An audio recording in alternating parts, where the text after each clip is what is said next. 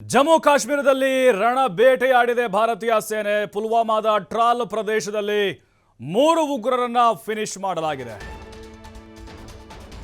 ಉಗ್ರರ ಬೇಟೆ ಮುಂದುವರೆದಿದೆ. ನುಗ್ಗಿ ಹೊಡಿತಾ ಇದ್ದಾರೆ ಭಾರತೀಯ ಯೋಧರು.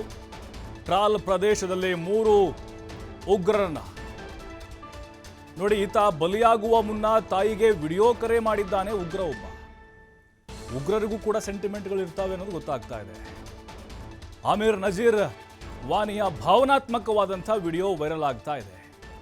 ವಿಡಿಯೋ ಕರೆಯಲ್ಲಿ ಶರಣಾಗುವಂತೆ ಆತನ ತಾಯಿ ಬೇಡ್ಕೊಳ್ತಾ ಇದ್ದಾರೆ.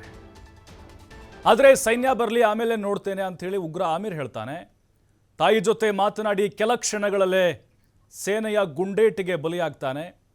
ಯಾವ ಸೆಂಟಿಮೆಂಟು ಕೂಡ ಇಲ್ಲಿ ಬರೋದಿಲ್ಲ ರೀ. ಅಮಾಯಕರ ರಕ್ತ ಹರಿಸುವಾಗ ಎಲ್ಲೋಗಿತ್ತು ಈ ಭಾವನೆಗಳು, ಎಲ್ಲೋಗಿತ್ತು ಈ ಕಣ್ಣೀರು?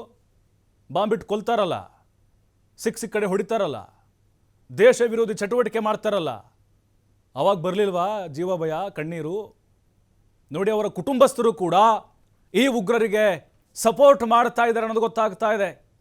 ತಾಯಿ ಜೊತೆಗೆ ವಿಡಿಯೋ ಕಾಲಲ್ಲಿ ಫ್ಯಾಮಿಲಿ ಜೊತೆ ಮಾತಾಡ್ತಾನೆ ಅಂತ ಹೇಳಿದ್ರೆ ಅವ್ರ ಸಪೋರ್ಟ್ ಇಲ್ಲದೆ ಇರುತ್ತಾ? ಯಾಕಂತ ಹೇಳಿದ್ರೆ ಅವ್ರ ತಾಯಿ ಕೇಳ್ಕೊಂಡಿದ್ದಾರೆ. ನೋಡಿ, ಆ ವಿಡಿಯೋದಲ್ಲಿ AK-47 ಗನ್ ಇದೆ ಅವನ ಹತ್ರ. ಇನ್ನೊಬ್ಬ ಆಸಿಫ್ ಇದ್ದಾನೆ, ಅವನು ಕೂಡ ಅವರ ಸಹೋದರಿ ಜೊತೆ ಮಾತಾಡಿದ್ದಾನೆ. ಇದು ಸಾಯುವ ಕೆಲ ಕ್ಷಣಗಳ ಮುಂಚೆ. ಭಾವನೆಗಳಿಗೆ ಬೆಲೆ ಕೊಡೋಕ್ಕಾಗಲ್ಲ ಇಲ್ಲಿ. ಏನು ದೇಶದ ಉದ್ಧಾರಕ್ಕೋಸ್ಕರ ಹೋರಾಡ್ತಾ ಇದ್ದಾರೆ ಅವರು, ಅಮಾಯಕರ ರಕ್ತ ಹರಿಸ್ತಾ ಇದ್ದಾರೆ. ತಾಯಿ ಸೆಂಟಿಮೆಂಟ್ ನಡೆಯಲ್ಲ ಇಲ್ಲಿ. ಪ್ರತೀಕಾರ, ಉಗ್ರತ್ವದ ವಿರುದ್ಧ ಹೋರಾಟ ನಿರಂತರವಾಗಿ ಮುಂದುವರಿಯುತ್ತೆ ಭಾರತೀಯ ಸೇನೆಯಿಂದ.